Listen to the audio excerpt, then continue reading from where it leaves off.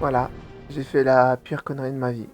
C'est quelque chose d'irréversible et je vais devoir vivre avec jusqu'à la fin de mes jours. J'ai fait ma vaginoplastie. Générique. Bon, en fait, j'ai pas de générique. Transition. Bonjour à toutes, bonjour à tous et tous les autres et bienvenue dans cette nouvelle vidéo. Où étais-je? Pourquoi j'étais pas là? Qu'est-ce que j'ai fait? Eh ben tout simplement, entre-temps j'ai publié 3 livres. Voilà, j'ai commencé une série Dark Fantasy. J'en parlerai en fin de vidéo parce que c'est pas trop le sujet. Là, on va aborder un sujet très intéressant, c'est la vaginoplastie et on va aborder ça par étapes. On va voir point par point tout ce qui a été fait et on va parler de différentes phases de la vaginoplastie, l'hospitalisation, la prise en charge. À partir du moment où vous êtes pris en charge, je vais vous parler un petit peu de ce qui m'est arrivé, les péripéties, parce que j'ai un petit peu défié les statistiques pour ma vaginoplastie, le choix du lieu où j'ai été hospitalisé. Et après, on va parler du retour à la maison et de tout ce qui suit autour de la vaginoplastie. Voilà, on va revoir tout ça point par point et on va commencer sans plus attendre par la prise en charge. Il n'y a toujours pas de générique, hein, donc transition. Donc ça y est, la vaginoplastie c'est fait, ça fait 1 mois que je suis à la maison, un petit peu plus maintenant, 1 mois et 1 semaine pour être précise. Et donc j'ai été hospitalisé dans l'hôpital civil de Lyon, donc le HCL Lyon Sud.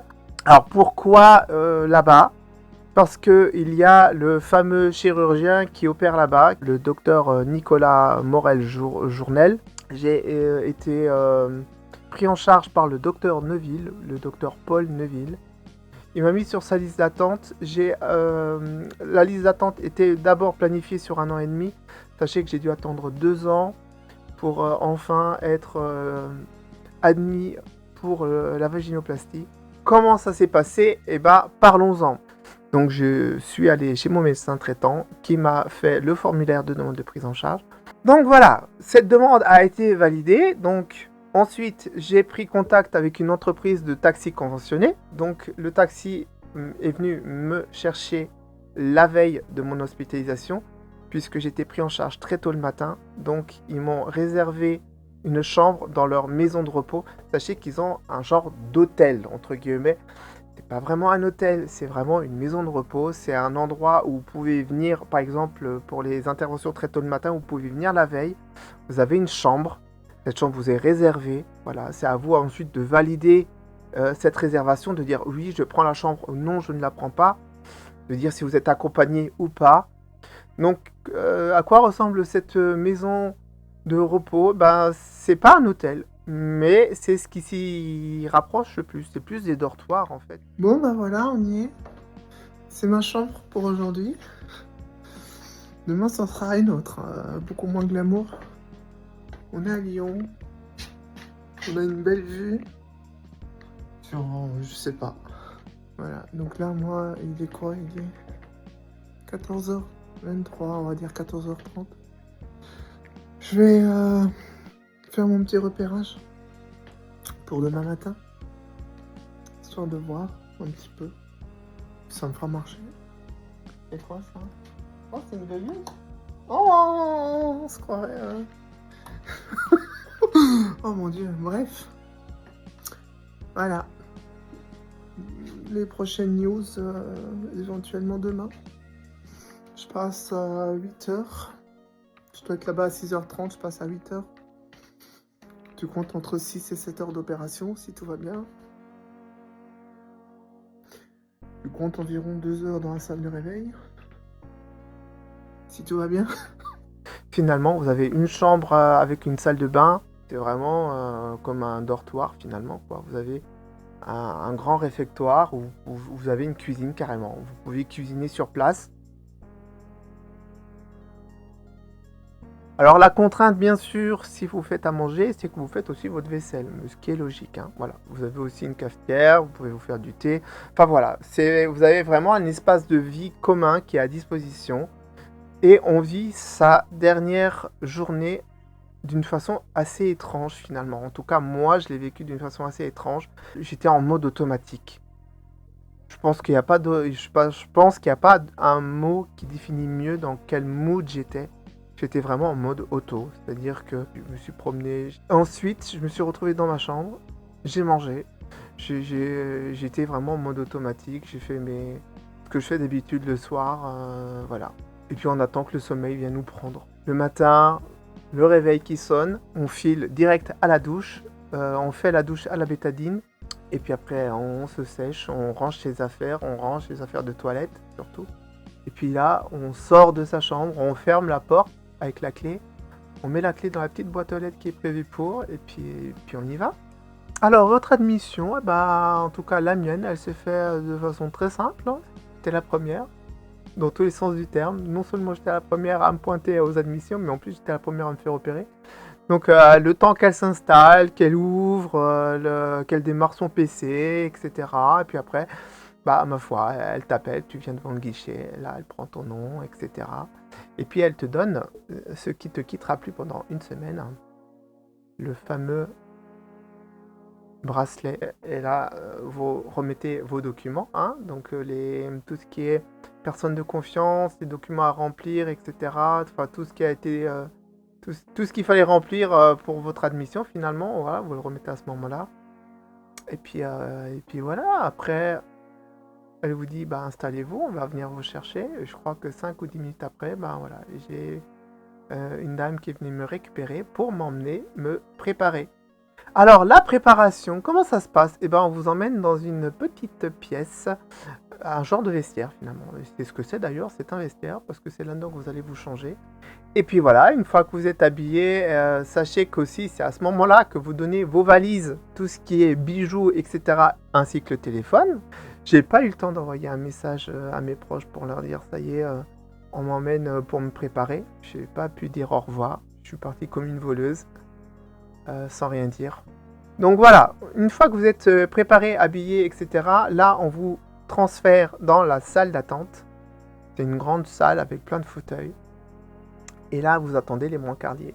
Pendant ce moment-là, j'étais ailleurs. Encore une fois, j'étais complètement déconnecté du truc. Et du coup, après, les brancardiers sont arrivés très vite. J'ai pas attendu très longtemps. Et là, ce coup-ci, ça y est. On te place sur la table d'opération. C'était une table gynécologique avec les fameux étriers. Et voilà. C'est là que tu te dis, ça y est. Si je voulais renoncer, c'était avant. Maintenant, c'est trop tard. Je suis dans les étriers. T'es super mal à l'aise. T'as le cul qui dépasse à moitié du bord du lit parce que t'as pas le choix. C'est comme ça. Si tu veux te faire opérer dans les meilleures conditions, t'es obligé. Et t'as les cuisses écartées. Tu te demandes si tu vas accoucher ou si tu vas te faire opérer d'une vaginoplastie au final. Et puis là, c'est parti. Boum, ils viennent te récupérer. Tu déambules dans des couloirs. Tu te dis, mais où est-ce qu'on m'emmène? Et puis finalement, tu sais que tu approches du but quand tu commences à avoir froid. Et puis voilà, tu es dans la grande salle d'opération. Et maintenant, qu'est-ce qui se passe? Alors, on va parler de l'opération. Hein. Alors, ça va être très court, vous allez voir. Hein. Ce que j'ai beaucoup aimé, c'est que chacune des infirmières s'est présentée. Voilà, il y avait l'anesthésiste qui était là, donc elle s'est présentée. Elle fait, bon, voilà, bonjour, je m'appelle machin, un tel, c'est moi. Je suis votre anesthésiste pour l'opération. Voilà, t'as les aides-soignantes, etc. T'as tout le personnel médical, hein, on va l'appeler comme ça. Comme ça, je suis sûr de ne pas dire une grosse boulette. Qui s'est présentée les unes après les autres. Donc c'était très touchant, c'était très mignon. Voilà, c'était très intentionné parce que du coup, elles savent toutes qui tu es et toi, tu les connais pas. Donc tu es un petit peu désavantagé. Donc ça a été trop mignon parce que du coup, elles se sont toutes présentées les unes après les autres. Elles avaient toutes le sourire. Et puis voilà. Donc ensuite, on te dit, bon, écoutez, on va vous mettre la péridurale. Et alors là, la péridurale. Ça fait mal.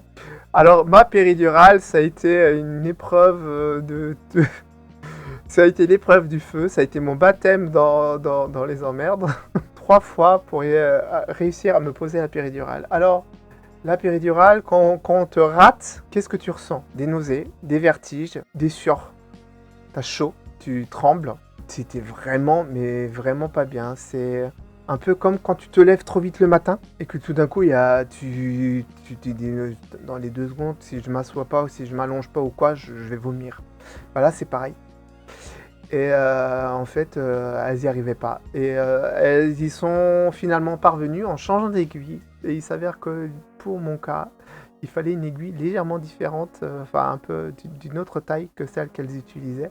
Elle est après, une fois qu'elles ont réussi à me la poser, cette fameuse péridurale, elle est venue me dire, bah, vous, c'est une aiguille de 12, hein. On va le mettre dans le dossier pour la prochaine fois. Et moi, j'étais là, quelle prochaine fois? Non, non, non, c'est bon, pas 2 fois, hein. Une fois, c'est bon, ça suffira. C'est bon, stop. C'est bon, j'ai eu ma péridurale, c'est bon. Allez. Autre anecdote très mignonne là aussi, c'est que au cours de la deuxième tentative, il y a une infirmière qui est venue me voir et qui m'a dit prenez mes doigts, prenez-les et serrez-les aussi fort que vous le voulez. Il n'y a aucun problème, vous inquiétez pas, allez-y, si vous voulez serrer, vous serrez et tout. Ils sont là pour ça, je vous les donne, c'est mes saucisses, vous y allez, vous serrez autant que vous voulez. Moi, je me suis dit, mais je vais lui broyer les doigts à la pauvre, je me suis dit, je vais lui faire mal, elle était toute petite en plus et tout, toute mignonne.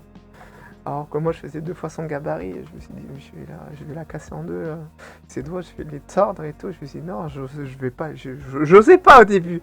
Et puis, crois-moi qu'au bout d'un moment, tes doigts, ils se resserrent tout seuls. Hein. T'es là, j'ai commencé à serrer et tout. Mais je me retenais quand même, je me suis dit, mais je dois lui faire mal à cette pauvre fille, c'est pas possible. Donc si jamais elle regarde la vidéo, ce qui est peu probable, si un jour elle regarde la vidéo et qu'elle se reconnaît, bah coucou, c'était moi, voilà. J'espère que je vous ai pas fait trop mal. Puis une fois que c'est posé, là on respire, on vous rallonge, on vous dit ça y est, c'est bon, c'est fini. Donc quand on met le masque, on te dit de respirer 3 fois très fort, puis de recommencer, ainsi de suite. J'avais les yeux qui se rouvraient, qui se fermaient, qui se rouvraient, qui se fermaient. Puis à un moment, je les ferme, puis j'entendais papoter, je les rouvre. Bon, bah, je dors toujours pas, tu vois. C'est ce que je me suis dit. Je me suis dit, je dors toujours pas. Ça y est, j'étais en salle de repos. C'est-à-dire que concrètement, l'opération, je l'ai vue dans le compte-rendu, a duré 4h30 environ, hein, entre 4h30 et 5h. Pour moi, ça a été instantané. C'est-à-dire, j'ai fermé les yeux en pensant que j'étais pas en train de m'endormir, mais que j'étais en train de m'endormir. Je pensais les rouvrir en mode ça y est, je sens que je m'endors, mais en fait, je venais de me réveiller. C'est vraiment un truc de fou. Hein. C'est-à-dire que vraiment, pour nous, c'est de l'instantané. Pour l'opération en elle-même, je n'en sais rien. Je dormais. Donc si vous attendiez à ce que je vous raconte des détails de boucherie, de charcuterie, de viande rouge et de sang, c'est mort. Et moi je faisais dodo, je n'avais conscience de rien. Voilà, c'est tout ce que je me souviens de l'opération. Mais j'ai le compte rendu opératoire, je l'ai parcouru évidemment par acquis de conscience. Ce que j'y ai lu a été plus ou moins rassurant parce que c'était finalement à quoi je m'attendais. Hein. C'est une boucherie, hein, je ne sais pas comment on veut le dire autrement. C'est tout ce que je peux vous dire de l'opération. Le réveil se passe comme n'importe quel réveil après une opération sous anesthésie générale. Finalement, vous êtes dans une salle de réveil. Et là, vous êtes encore dans le coltard, hein, faut dire ce qui est. Hein. Et moi, sauf que j'avais qu'une seule envie, c'était qu'on m'emmène dans ma chambre. Donc, quand on me demandait si ça allait, oui, ça va, vous avez mal? Non. Mais de toute façon, j'avais pas mal. Franchement, très honnêtement, vous êtes encore complètement shooté par les anesthésiants, donc vous ne sentez rien. Passons à la suite. L'arrivée en chambre. Je me suis pas rendu compte tout de suite de la gravité, de l'énormité de la chose. Voilà, comme dit, j'étais complètement shooté par les anesthésiants, donc de toute façon. Mais une fois que tu es en chambre, là, par contre, il y a des petites choses qui se réveillent. Et la première chose à laquelle j'ai pensé, c'est il faut que j'envoie des messages. Et donc, quand on t'installe, on te dépose en même temps ta valoche, et là, on te demande si tu as besoin de quelque chose. C'est à ce moment-là qu'il faut demander votre kit de survie, d'accord? Pour moi, c'était mon chargeur et mon téléphone, et j'ai demandé aussi de l'eau parce que j'avais incroyablement soif. Et donc, j'ai direct envoyé des messages à tout le monde. Et donc j'insiste bien, demandez votre kit de survie. Avec modération bien sûr, faites pas déballer à l'aide-soignante toutes vos affaires et en disant accrochez mes robes dans la penderie, etc. De toute façon des penderies vous n'en aurez pas. Et donc j'insiste bien là-dessus parce qu'après on va vous foutre une paix royale. Sachez aussi une chose, c'est que vous ne bougerez plus du lit. Vous n'en sortirez plus. Et voilà. Donc pendant 2 jours, on vous laisse tranquille. On vient prendre vos constantes de façon régulière et à plus ou moins intervalle fixe, température, le pouls, l'oxygénation. On vient régulièrement vous demander aussi au niveau des douleurs où est-ce que vous en êtes. On vous montre aussi, d'ailleurs, la première chose qu'on vous montre quand vous êtes dans la chambre, c'est à utiliser la péridurale. Voilà, on vous explique, voilà, il y a un petit bouton, on vous fait appuyer sur le bouton. Et là, vous sentez un petit liquide froid, vous rentrez dans le dos, c'est assez bizarre. Alors, le point suivant, c'est les dispositifs médicaux qui vous sont branchés, parce que vous allez vous retrouver branché à pas mal de choses, à commencer déjà par ce que j'ai déjà cité, la péridurale. Voilà, c'est un tuyau qui rentre dans votre corps, hein, donc il est là, le machin, donc dites-vous bien que si vous vous promenez, il faudra vous promener avec votre péridurale. Il y a la sonde urinaire. Cette sonde, vous allez très vite la sentir. Et vous allez très vite la détester aussi. Voilà, vous n'aurez qu'une seule envie, c'est que ça dégage. Vous avez aussi l'édredon, le drain, qui lui est là dans la plaie pour drainer le sang, pour éviter justement tout ce qui est œdème, etc. Donc moi, au bout du 3e jour, on m'a retiré le drain. Ensuite, on vous enlève les pansements de compression. Et ensuite, tu continues à vivre ta petite vie peinarde. Tu te lèves, tu fais quelques pas, tu marches uniquement en présence de la kiné pour le premier lever. Et ensuite, elle te fera marcher. Elle viendra tous les jours te rendre visite. Et en tout cas, moi, elle venait tous les jours pour me faire marcher. Tu as 3 parcours. Un parcours rose, un parcours bleu et un parcours jaune. Chaque parcours a une distance qui lui est propre. Et en fait, en faisant l'aller-retour d'un parcours, tu sais quelle distance tu as parcouru. Donc au début, tu fais 40 mètres. Au début, j'ai fait 40 mètres. Et puis, avec le temps, tu fais le parcours rose, ensuite tu fais le bleu, ensuite tu fais le jaune. Et donc, tu te retrouves à faire 40, 80, etc. Et comme ça, bah, tu te retrouves à faire 150 mètres. Mais vécu dans un cadre de convalescence, c'est énorme. Tu peux pas t'asseoir non plus de façon correcte et satisfaisante, parce qu'il y a un autre truc que j'ai oublié de préciser, et dont je n'ai pas parlé, c'est le conformateur. Alors, le conformateur, qu'est-ce que c'est ? C'est un préservatif bourré de compresses. C'est ce que vous allez avoir dans le corps pendant 6 jours. C'est lui qui va permettre pendant ces 6 jours de garder la profondeur et le diamètre. La profondeur va dépendre de plein de facteurs différents, évidemment. En ce qui me concerne, il m'a fait une cavité de 15 cm. Et donc j'avais un conformateur qui était en adéquation. Ce conformateur, pour pas qu'il sorte, il est suturé. Là. Et donc vous avez le vagin fermé par des points de suture. Avec le conformateur à l'intérieur. Est-ce que vous voyez un petit peu où je veux en venir ? C'est-à-dire que vous allez en chier pour vous lever et pour vous mettre sur les fesses. Alors le petit coussin en mousse qu'on vous a prescrit, il n'est pas là pour décorer, il est là pour vous asseoir. Et sachez que moi-même, ça fait 1 mois, je suis encore dessus à l'heure actuelle. Voilà, c'est impossible pour l'instant d'être sur les fesses sans utiliser un coussin, ou sauf dans le lit parce que c'est assez moelleux, mais voilà. Passé les 6 jours d'hospitalisation, c'est là qu'on vous retire tout le reste. Et c'est là qu'on va rentrer dans un petit cas particulier. Je vous avais dit que j'avais défié les stats. Et ben, on va rentrer dans le vif du sujet. Passons à J+6. Alors, à J+6, qu'est-ce qui se passe ? Eh ben, on m'a tout retiré. On m'a retiré la sonde urinaire. Waouh, le changement ! Et on m'a retiré le conformateur. Alors, la sonde urinaire, quand on te la retire, c'est pas douloureux, mais c'est désagréable. Puis vient le conformateur. Alors, mon chirurgien a pris pour habitude de mettre une petite tirette sur le conformateur. Donc, qu'est-ce qui se passe ? L'infirmière qui vient te retirer le conformateur attrape la tirette. Si vous n'avez pas cette fameuse tirette, comment fait-elle ? Elle met les doigts. Le conformateur, je rappelle encore une fois, il est en vous. Donc, faut qu'elle vienne l'attraper. Est-ce que vous voyez où je veux en venir ou pas? Sauf que moi, du coup, elle n'a pas eu besoin, puisqu'il y avait la dite tirette. Donc, concrètement, elle a pris la tirette, et là, elle commence à jouer avec le conformateur pour le désolidariser, je n'ai pas d'autre mot, le déchausser, le désengager, le débloquer. Tous les termes sont possibles, parce que vous avez l'impression qu'il est soudé à votre squelette, hein, le conformateur, hein, sans mentir. Hein. J'avais tout le bassin qui partait avec à chaque fois qu'elle tirait dessus.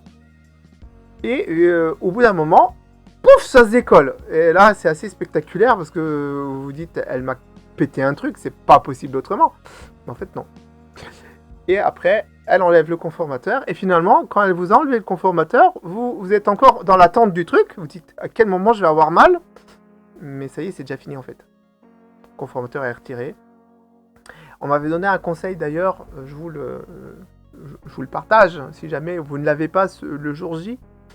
Il semblerait que il est plutôt conseillé de ne pas regarder le retrait du conformateur. Parce qu'apparemment, il y a certaines personnes qui l'auraient un petit peu mal vécu, qui auraient tourné de l'œil. Donc on m'a dit, le jour du retrait, ne regardez pas. Voilà. Et effectivement, le machin est assez spectaculaire, mais voilà. C'est pas plein de sang, il n'y a pas des bouts de chair qui pendent dessus, c'est rien d'extraordinaire. Donc bon, un peu déçu. Parce que du coup, je m'attendais à un truc un peu gore, un petit peu trash et tout. Bon, pas du tout. Là, l'infirmière a fait un petit contrôle, et c'est là que je défie les statistiques, c'est que j'ai eu un décollement d'une paroi. C'est un œdème qui s'est glissé entre les tissus et la greffe. Donc la greffe n'a pas pu prendre. C'est un cas qui est extrêmement rare, sachez-le. Ça fait partie des risques, hein, et ils sont là, ils existent. Hein. Pour mon chirurgien, ça lui est arrivé 2 fois, donc les stats sont de l'ordre de 2% environ. Vous dites que 2%, vous allez passer au travers des mailles du filet, eh ben, j'ai pas passé à travers les mailles du filet. Voilà, les 2%, c'est moi. Coucou. Donc si jamais vous faites une vaginoplastie, c'est le moment ou jamais d'y aller. Parce que du coup, j'ai défié les stats pour vous. Voilà, les 2% c'est fait. Normalement, vous devriez être tranquille. Voilà. Quand vous avez ce genre de complications, qu'est-ce qui se passe? Vous vous faites repérer, vous êtes reparti pour une semaine d'hospitalisation. Avec de nouveau la sonde, de nouveau le conformateur. Bon, et maintenant, le point qui intéresse beaucoup plus les personnes qui sont venues voir cette vidéo, c'est le retour à la maison. Mais avant ça, quand même, parce qu'on ne sait jamais, des fois qu'elles sont là, qu'elles ont vu le titre, elles se sont dit, tiens, ça c'est mon service, je reconnais. Les aides-soignantes, les infirmières du HCL, Lyon Sud, si jamais vous passez par là, un gros big up pour vous, parce que vous êtes génial. Tout le temps avec le sourire, prévenante. Puis dès qu'il y a quelque chose qui va pas, voilà, boum, il y a toujours une réaction qui se fait. Donc franchement, incroyable, génial, souriante. Vous êtes au top, changez rien, franchement, c'était... J'appelle ça un séjour hospitalier, parce que c'est ce que c'est. Ça l'a rendu vraiment supportable. Voilà. Et surtout, une chose qui est très importante, il ne faut pas oublier qu'on vient de faire une vaginoplastie. Et que moi, j'étais dans une situation, dans une position de faiblesse absolue. Si on nous fait des remarques, si on se fait mégenrer, si on se fait critiquer, c'est un moment où c'est là où ça pourrait faire le plus mal, je pense, et où ça pourrait faire le plus de dégâts. C'est pendant vraiment le moment où on se retrouve allongé dans ce lit. T'es vraiment livré au bon vouloir du personnel. Je pense que c'est là, à ce moment-là, où tu peux vraiment te faire percuter de plein fouet avec des réflexions ou des remarques qui sont légèrement déplacées. J'ai rien eu de tout ça. Ça s'est super bien passé, j'étais très content. Donc la première dilatation se fait en présence de l'infirmière. Elle va venir avec le matériel. Et c'est elle qui vous mettra, je vais pas trouver de terme plus élégant que ça, le premier dilatateur. Elle vous préparera chaque dilatateur, un après l'autre. Et ensuite, ce sera à vous de faire les suivantes. Toute seule comme une grande. Et donc, bah, tout s'est super bien passé. Voilà, sachez-le. On va entrer dans le vif du sujet maintenant. Je pense que c'est là où ça intéresse le plus de monde. C'est le retour à la maison. les douleurs, les sensations, ce qu'on découvre et les fameuses dilatations. D'ailleurs, avant de sortir, on vous transmet les documents de sortie. Vérifiez bien les documents de sortie. Moi, il y avait plein d'erreurs. Vérifiez bien les dates de sortie. Vérifiez bien aussi vos informations personnelles. Il manquait aussi des choses. Donc voilà, c'est pour ça que je vous le dis. Demandez aussi les documents, un bilan d'hospitalisation, un bilan de situation. Mais voilà, vérifiez bien les documents, c'est plus simple de tout avoir tout de suite plutôt que de courir après. Moi, j'ai dû courir après, c'était pas cool. Et j'ai dû aussi courir après les ordonnances. Pour les ordonnances, parlons-en. La fameuse ordonnance qui va contenir le gel, parce que oui, vous allez avoir besoin de gel. Il y avait marqué du gel pour les dilatations pendant X mois, mais il n'y avait pas marqué les quantités. Et donc, j'ai eu des déconvenues. Mes pharmacies ne voulaient pas me délivrer de gel, ou en tout cas, me donner une seule seringue, parce qu'elles n'avaient pas les quantités écrites, et donc elles ne voulaient pas me donner plus, parce qu'elles ne savaient pas si elles pouvaient m'en donner plus. Alors, si vous le pouvez, demandez 2-3 seringues avant de partir de l'hôpital. Parce que les seringues qu'elles ont, c'est des seringues de 20. Avec une seringue, vous pouvez faire une dilatation. Et même avec une seringue de 10, vous pouvez faire une dilatation. Et je ne dis pas que ça sera la dilatation la plus agréable que vous ferez de votre vie, mais c'est faisable. J'appelle ça de la dilatation de secours, d'accord? Moi, je l'ai fait. Entre-temps, j'ai appelé l'infirmière qui prenait le relais entre le moment où vous êtes à la maison et l'hôpital. Et je lui ai dit, au secours, l'ordonnance que j'ai pour le gel ne convient pas à mes pharmacies. Il me faut une nouvelle ordonnance rapidement parce que j'ai pas de gel pour faire mes dilatations, au secours. C'est un petit désagrément que j'ai vécu et que j'espère que vous ne vivrez pas. C'est cette fameuse histoire de gel. C'est pour ça, si vous pouvez en emmener 2-3 des seringues, 4-5 seringues de gel, faites-le.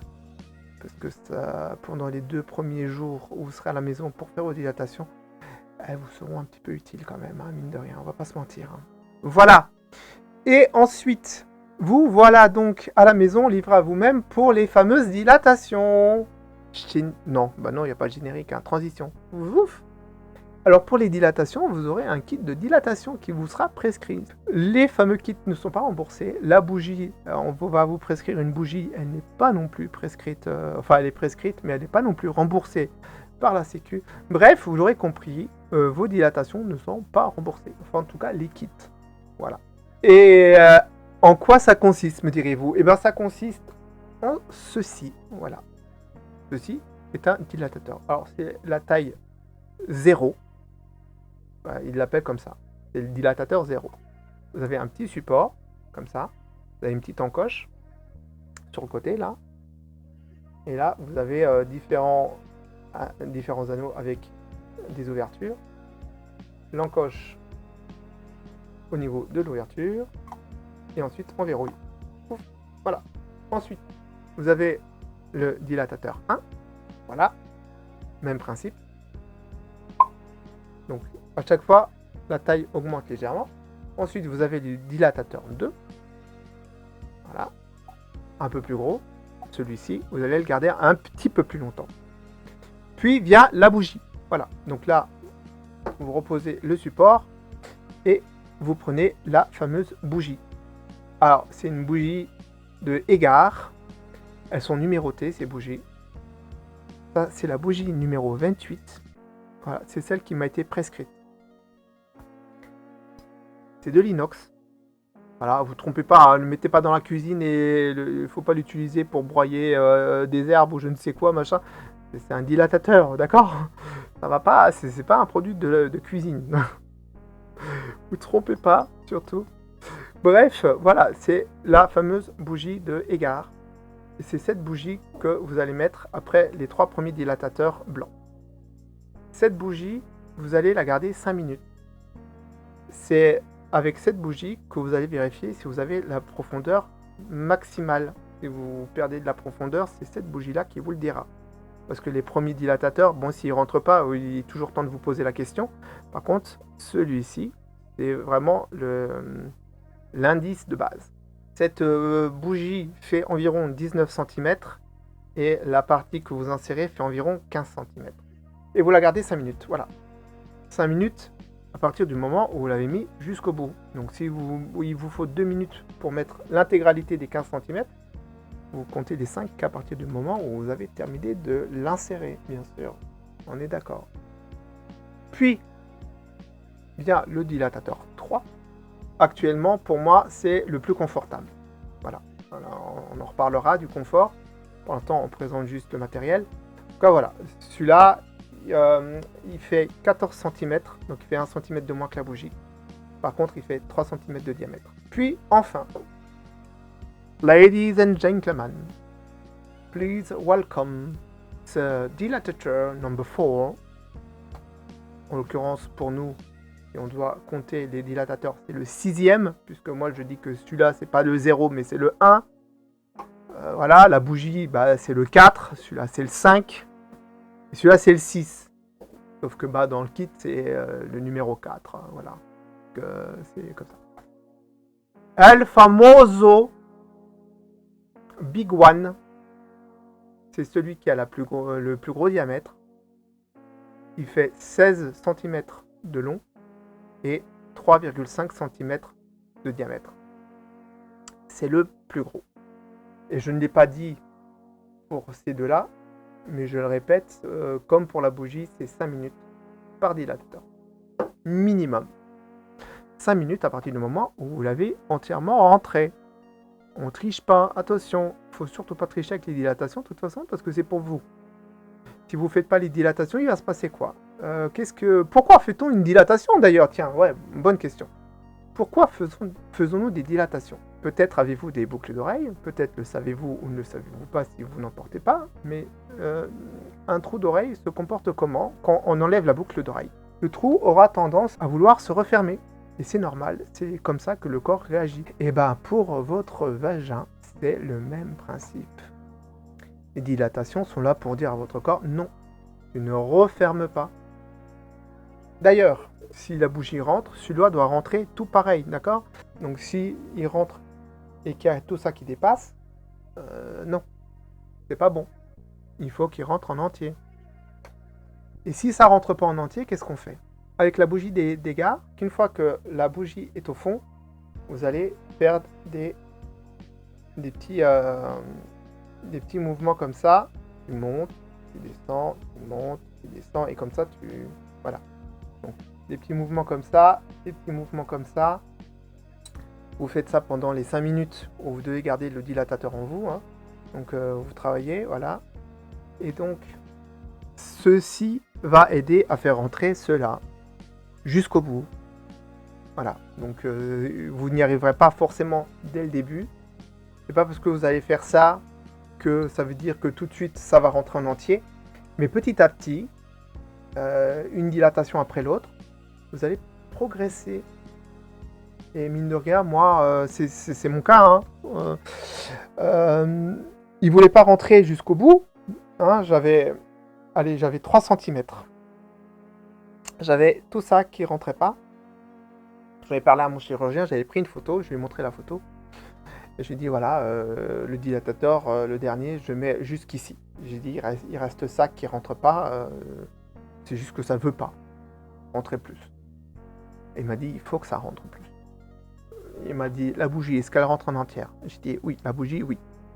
Il me fait, bah, la bougie fait 15 cm de profond. C'est la profondeur que je vous ai fait. C'est la profondeur de l'opération. Donc c'est déjà une bonne chose que vous avez la profondeur de l'opération, mais par contre il a dit ça serait quand même bien que ça rentre jusqu'au bout. Il a dit c'est pas une obligation. Il a dit c'est pas obligé. Si vous êtes confort avec la bougie et que ça vous convient, c'est bon. Mais il a dit par contre, dans l'idée, il faudrait qu'il rentre en entier. Donc il a dit si vous voulez effectivement que ça rentre en entier, ce qu'il faut faire c'est justement ces petits mouvements droite à gauche, au bas. Il a dit en faisant ainsi, vous allez détendre le fond, la cavité du fond du vagin, et ça va permettre à ce petit joujou de pouvoir aller vraiment jusqu'au bout. Et donc du coup maintenant je le mets il rentre quasiment jusqu'au support. Pour faire glisser ces fameux dilatateurs, tada, du gel. Alors c'est de la xylocaline 2%. Il a un effet un petit peu anesthésiant. Comment ça se présente? Ça se présente en seringue. Voilà. Vous avez ici la partie basse de la seringue, le corps de la seringue finalement, avec le gel à l'intérieur. Et là, vous avez le poussoir. C'est un système à vis, c'est-à-dire que vous glissez et vous vissez jusqu'à ce que ça bloque. Et là, la seringue, elle est prête. Voilà. Donc ensuite, là, vous prenez ici. Tac. Et votre seringue, elle est prête. Vous l'ouvrez que à partir du moment où vous allez utiliser la seringue. C'est dans la notice d'utilisation, vous ne la préparez qu'au moment de l'utilisation. Moi, j'ai ma dilatation là dans pas longtemps, finalement. Donc, avec ça, il vous faut aussi une seringue. Alors, c'est des seringues sans aiguille, c'est des grosses seringues, c'est des seringues que vous allez remplir d'eau. Vous allez les remplir jusqu'à 50. Tac, et zoup. Et vous aurez besoin de ceci. C'est des cathéters urinaires. À quoi ça sert? Ça sert à laver le canal vaginal après dilatation. Alors ce que moi je fais, c'est que j'ai un petit bol comme ça, un petit récipient dans lequel je mets de l'eau en bouteille. Le premier mois, c'est de l'eau en bouteille. Hein. Ensuite, vous pourrez passer à de l'eau du robinet. Au début, c'est de l'eau minérale. Vous remplissez un petit peu. De quoi remplir 2 fois la seringue au moins. D'accord? La fameuse sonde. Vous avez une petite poche ici. Là, ça se voit pas. Ça se voit ici, vous voyez? Ici, là, ça, c'est une poche qui contient du liquide. Et en pressant dessus, ça va péter et ça va libérer le liquide qui va couler tout le long de la tige. D'accord? Et donc, du coup, vous pressez jusqu'à ce que vous entendiez le petit paf caractéristique, comme si vous vouliez péter un paquet de chips. Même principe. Vous appuyez, et puis paf. Et quand vous entendez ce petit paf, là, vous avez une petite languette. Vous tirez dessus. Vous récupérez la sonde qui est à l'intérieur. Il y a l'embout. Vous récupérez l'embout. L'embout, vous le mettez sur la seringue. Vous rentrez l'autre bout de ça environ, hein, de la profondeur du canal vaginal finalement. Faut y aller, hein, d'accord, hein, donc on y va. On le fait rentrer. Ensuite, paf, vous appuyez sur la seringue pour vider l'intégralité de l'eau qui est dedans. Alors la sonde, vous la laissez en place, c'est-à-dire que s'il faut réinjecter de l'eau, vous faites pop avec la seringue, hein, vous laissez la sonde en place. Simplement, vous enlevez la seringue, vous la re-remplissez, vous la remettez dans l'embout et vous réinjectez de nouveau, d'accord, hein. Vous amusez pas à sortir la sonde et à la remettre ad vitam aeternam, d'accord. Un petit accessoire, non des moindres, un petit miroir, voilà, pour pouvoir voir où est-ce qu'on met le dilatateur, hein, pour pas se tromper entre le nombril, le trou du... bref, je pense que vous avez compris. Donc, il y en a qui y arrivent au toucher. Moi, je vous avoue que j'appréhende un petit peu le toucher, donc je fais avec le miroir. Et ensuite, il y a 2 écoles, par contre, pour le lieu de la dilatation. Alors, choisissez un endroit au calme. Il y a des personnes qui le font dans la baignoire. Il y a un avantage à le faire dans la baignoire. C'est déjà, c'est une pièce, en général, où on est assez tranquille. Sauf quand il n'y a que des filles à la maison, c'est compliqué. Les salles de bain en général, mais sinon, voilà, c'est un lieu où normalement on n'est pas trop dérangé. L'autre avantage, c'est que comme on est dans une baignoire, normalement tout ce qui est liquide, etc., bon, voilà, on s'en fiche un peu. Après, on passe la douchette et puis c'est propre. Pour se rincer, c'est aussi plus simple. Par contre, au niveau des inconvénients, il y en a quelques-uns. Hein. C'est pas confortable. C'est dur, c'est froid, on est à l'étroit au début. C'était le lieu que j'avais choisi parce que on m'avait vanté les mérites et les facilités de le faire dans ce lieu. Mais c'était pas agréable. Vraiment, je ne sais pas que ça se passait pas bien, c'est juste que c'était pas agréable. Alors j'ai fini par opter par le faire dans la chambre, dans mon lit, tout simplement. Et pour le faire dans son lit, on le fait comment? Comme on le faisait à l'hôpital finalement, avec ceci. Et donc moi, j'ai acheté ce petit objet sur Amazon. Ça coûte une dizaine d'euros, voilà, c'est pas cher. Et donc, ben, voilà, ça s'utilise comme à l'hôpital, ils ont le même. C'est comme ça que, en tout cas, on vous le fera à l'hôpital, normalement. Enfin, moi, c'est comme ça qu'on me l'a fait à l'hôpital. Voilà, s'assoit dessus, et puis on fait nos dilatations normalement. Un petit conseil, allez aux toilettes avant, d'accord? Alors, le canal vaginal, c'est une petite merveille. Donc, j'étais absolument convaincu, intimement convaincu, pour pas le dire, que le vagin d'une femme, c'est simplement un tunnel qui part de l'entrée de la vulve et qui va en direction du nombril. Et ben, quelle ne fut pas ma surprise d'apprendre que finalement le canal vaginal part plutôt comme ça et descend comme ça. Donc il remonte pas du tout vers le nombril, au contraire, il va vers le coccyx. Entre vos cuisses, vous allez voir le dilatateur presque droit comme un piquet, comme ça, ressortir comme un drapeau. Vous allez voir le support comme ça, vous allez vous dire, ouais mais attends, le machin il rentre comme ça là. À quel moment il... Ben non, mais c'est normal. C'est par rapport à l'orientation du bassin, le pelvis et compagnie. Voilà. Alors de temps en temps, vous allez vous surprendre à ce que ce soit plus un petit peu comme ça que comme ça. Puis des fois, vous allez avoir la sensation de venir justement chercher vers le nombril. Mais tout ça, c'est purement et simplement mécanique. C'est en fonction de votre orientation de bassin. Vous n'allez pas toujours forcément avoir la même orientation. Vous ne serez pas tout le temps forcément dans la même position. Vous allez peut-être des fois avoir le dos un peu plus relevé, des fois un peu moins relevé. Et tout ça, ça joue énormément sur le visuel. C'est un truc de dingue. Au tout début, vous allez trouver ça très simple. Et puis après, vous allez vous dire, mais j'en chie. Je comprends pas. Et puis vous allez des fois même avoir l'impression que votre canal il est parti dans un autre univers. Et donc, laissez ce petit joujou vous guider. Soyez très attentive aux sensations que vous allez ressentir. Dès que ça fait mal, il faut arrêter. C'est que vous êtes en train d'appuyer sur une paroi. C'est que vous êtes un petit peu dévié. Vous êtes peut-être parti en biais. Vous êtes en train de tirer sur la peau. C'est pas fait pour. Donc, dès que vous sentez que ça commence à faire mal, il faut relâcher.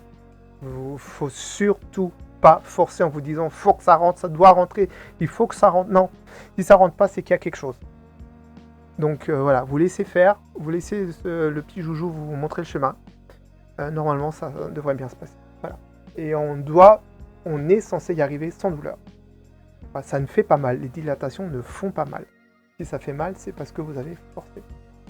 Alors, qu'est-ce qui peut se passer pendant les dilatations? Vous pouvez avoir des sécrétions. Vous aurez, pendant les premières dilatations, sur les dilatateurs, vous allez retrouver parfois un peu de liquide brunâtre.